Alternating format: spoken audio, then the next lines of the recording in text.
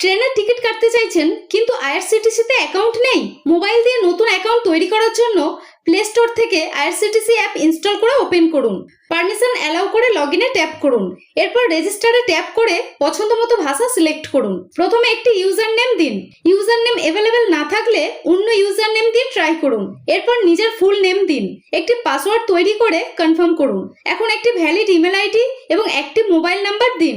এরপর ক্যাপচা দিয়ে সাবমিট করে ওকে করুন। এবার মোবাইল নাম্বার এবং ইমেলে আসা ওটিপি দিয়ে ভেরিফাই করুন।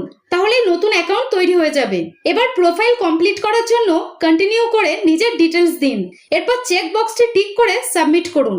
এখন অ্যাকাউন্টে লগইন করে একটি পিন সেট করে কনফার্ম করুন। চাইলে বায়োমেট্রিক এনাবেল করুন। এখন আধার লিংক করার জন্য অ্যাকাউন্ট অথেন্টিকেট ইউজারে ট্যাপ করুন। এখান থেকে আধার সিলেক্ট করুন।